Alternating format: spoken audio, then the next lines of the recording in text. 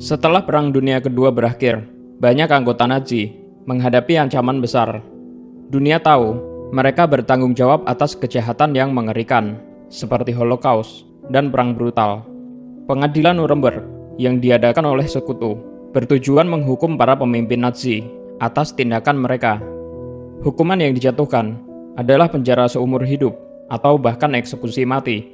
Karena itu, banyak mantan Nazi mereka merasa harus melarikan diri untuk menghindari hukuman. Amerika Selatan menjadi pilihan utama. Ada beberapa alasan mengapa mereka memilih wilayah ini.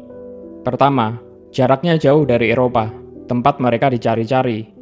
Amerika Selatan memiliki wilayah yang luas dengan pegunungan, hutan, dan tempat terpencil yang mudah untuk bersembunyi.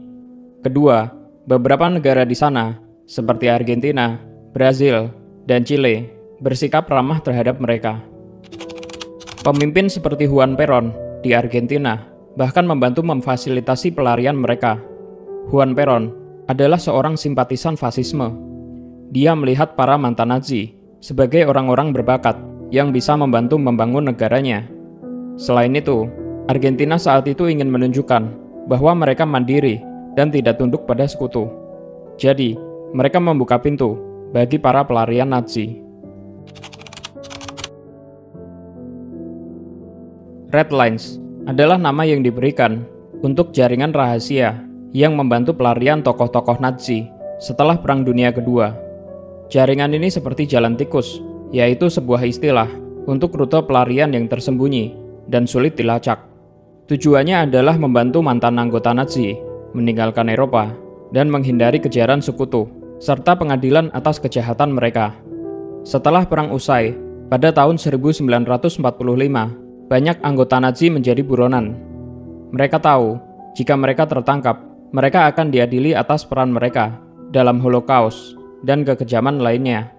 Selain itu, mereka membutuhkan cara cepat dan aman untuk melarikan diri dari Eropa. Disinilah jaringan Red Lines berperan. Jaringan ini tidak dikelola oleh satu kelompok tertentu, melainkan melibatkan berbagai pihak. Beberapa simpatisan Nazi dan mantan agen rahasia, mereka menyediakan paspor palsu, tiket perjalanan, dan tempat persembunyian. Banyak rute pelarian dimulai dari Jerman atau Austria, kemudian melalui negara seperti Italia atau Spanyol, sebelum akhirnya menuju Amerika Selatan. Dua negara yang sering menjadi tujuan akhir adalah Argentina dan Brazil.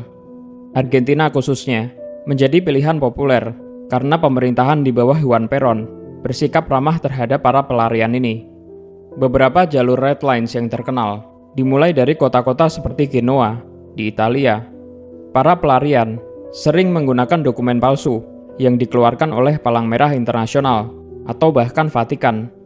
Dokumen ini memberikan mereka identitas baru yang membuat perjalanan mereka terlihat sah.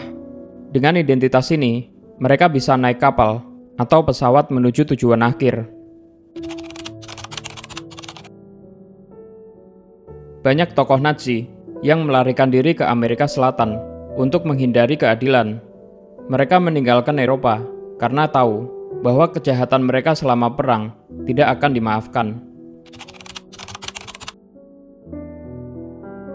Pada 1943, Mengele ditugaskan ke Auschwitz, kamp konsentrasi terbesar yang dikelola Nazi.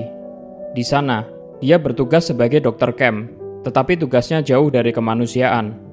Mengele melakukan eksperimen medis yang kejam terhadap tahanan, terutama anak-anak kembar. Dia sering memilih tahanan langsung dari kereta pengangkut hanya dengan satu isyarat tangan. Mengele menentukan siapa yang akan dibawa ke kamar gas dan siapa yang akan menjadi bahan untuk eksperimennya. Dia sangat tertarik pada anak-anak kembar yang dia gunakan untuk penelitian genetik. Banyak dari eksperimen itu melibatkan prosedur yang menyakitkan, seperti transfusi darah antara kembar atau pembedahan tanpa anestesi. Sebagian besar korbannya meninggal akibat kekejaman ini. Setelah Nazi kalah dalam perang, Mengele tahu dia akan dihukum atas kejahatannya.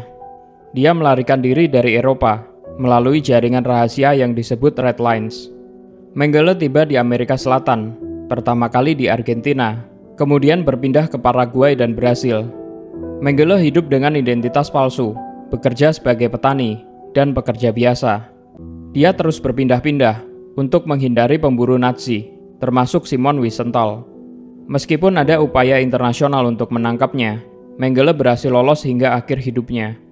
Joseph Mengele meninggal pada tahun 1979 karena stroke saat berenang di Brasil. Dia dikuburkan dengan nama palsu, dan identitas aslinya baru terungkap beberapa tahun kemudian. Meskipun berhasil melarikan diri dari pengadilan, nama Mengele tetap dikenang sebagai simbol kekejaman.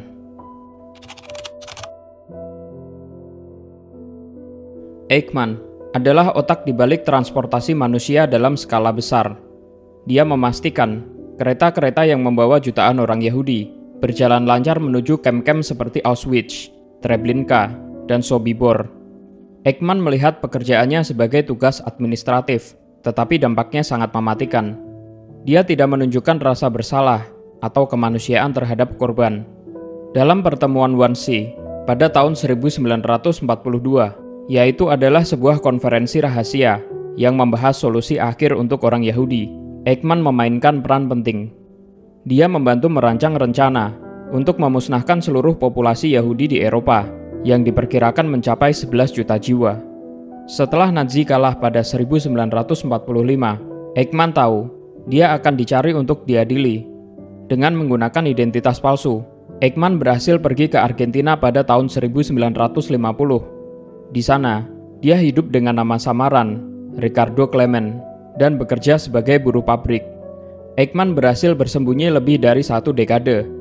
Namun, pada 1960, agen Mossad, Badan Intelijen Israel, menemukan jejaknya di Buenos Aires, Argentina.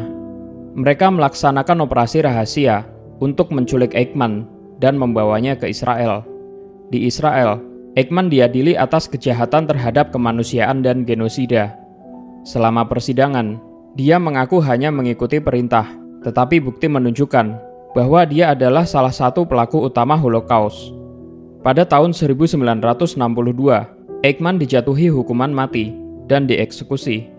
Kisah penangkapan Eichmann juga pernah diangkat ke sebuah film yang bernama Operation Finale pada tahun 2018.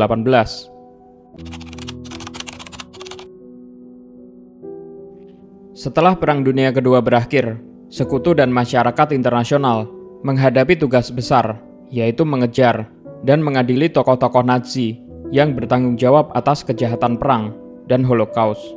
Namun, banyak dari mereka berhasil melarikan diri, dan ini menimbulkan reaksi beragam dari Sekutu, pemerintah di Amerika Selatan, dan dunia pada umumnya. Sekutu, terutama Amerika Serikat, Inggris, dan Uni Soviet, merasa bahwa keadilan harus ditegakkan. Pengadilan Nuremberg adalah bukti nyata usaha mereka untuk menghukum para pemimpin Nazi. Namun, pada saat Perang Dingin mulai memanas antara Amerika Serikat dan Uni Soviet, prioritas Sekutu berubah.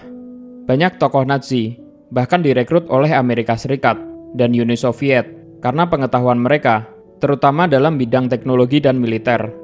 Contohnya, ilmuwan Jerman di bidang roket seperti Wernher von Braun bekerja untuk NASA. Namun, para pelaku Holocaust seperti Adolf Eichmann dan Joseph Mengele tetap menjadi target utama untuk ditangkap dan diadili. Sekutu bekerja sama dengan pemburu Nazi independen seperti Simon Wiesenthal untuk melacak buronan yang bersembunyi di Amerika Selatan. Agen intelijen Israel, Mossad, juga memainkan peran besar. Mereka melaksanakan operasi rahasia untuk menangkap tokoh Nazi seperti Eichmann yang diculik dari Argentina pada tahun 1960 dan diadili di Israel. Sebaliknya, sikap negara-negara Amerika Selatan lebih rumit. Beberapa negara, seperti Argentina, di bawah Juan Perón, justru menyambut para buronan Nazi. Perón percaya bahwa para mantan Nazi, terutama ilmuwan dan pejabat militer, bisa membantu mengembangkan negaranya. Argentina bahkan menyediakan dokumen palsu dan perlindungan bagi mereka. Di Brasil, Paraguay, dan Chile, situasinya mirip. Beberapa pemimpin atau pengusaha kaya di negara-negara ini bersimpati pada ideologi Nazi atau melihat kehadiran mereka sebagai peluang ekonomi. Akibatnya, banyak buronan Nazi dapat hidup dengan tenang selama bertahun-tahun tanpa gangguan. Namun, sikap ini tidak diterima oleh semua orang di Amerika Selatan. Komunitas Yahudi di negara-negara tersebut sering memprotes keberadaan mantan Nazi. Tekanan dari kelompok ini dan dunia internasional kadang membuat pemerintah Amerika Selatan dipaksa bekerja sama dalam mengekstradisi para buronan, meskipun hal ini jarang terjadi. Amerika Selatan menawarkan sesuatu yang tidak bisa diberikan Eropa, yaitu tempat persembunyian yang jauh dari kejaran. Selain itu, beberapa komunitas Jerman di sana memberikan perlindungan dan rasa aman bagi negara-negara penampung.